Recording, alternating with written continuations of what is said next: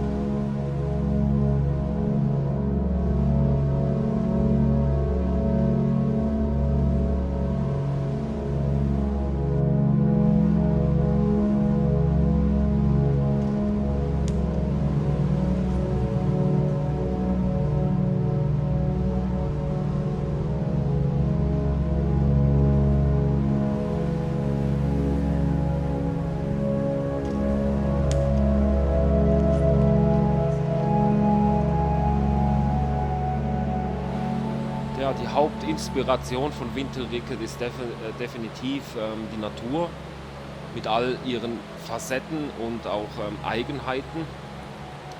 Natürlich, man wird von vielem im Leben beeinflusst, von Menschen, von Leuten, von Büchern, von anderen Dingen, die man sieht. Aber ich denke, bei Winterricket ist der Hauptanteil der Inspiration ist wirklich die Natur. Und man sollte sich einfach vorstellen, seine Person ist allein in der Natur und es ist nichts anderes da. Es ist nichts außer der Natur. Man fühlt sich verloren, man kann es genießen, aber auch, es ist auch düster, es ist auch bedrohlich zum Teil. Und ja, das ist die Hauptinspirationsquelle für Winterricket, würde ich sagen.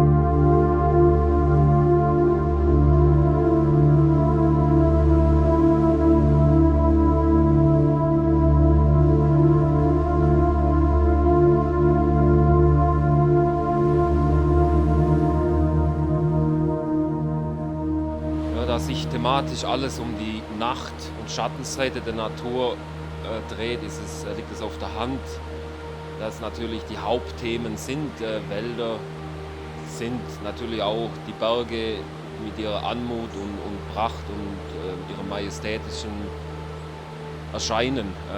Die Musik selbst sollte natürlich als zeitlos betrachtet werden und ich denke, die Musik ist auch zeitlos und ist nicht an irgendetwas geknüpft, würde ich sagen.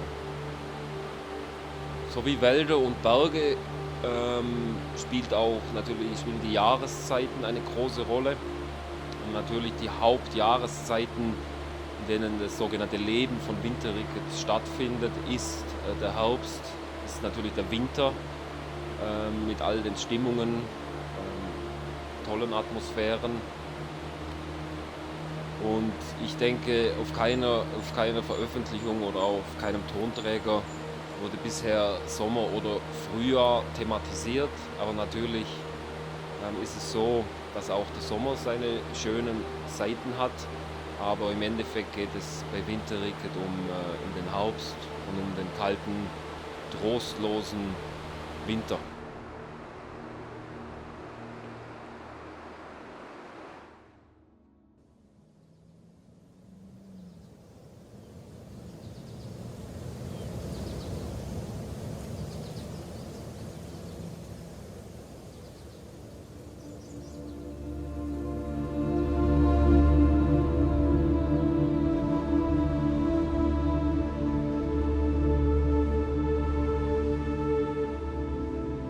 würde die Musik jetzt nicht unbedingt als spirituell bezeichnen, aber durchaus kann sich der Hörer beim Anhören der Tonträger oder der Musik in einen Raum verlieren, der nicht unbedingt spirituell ist, aber man kann wirklich damit abtauchen und hoffentlich auch bestimmte Erfahrungen machen, die man so vorher noch nicht gemacht hat.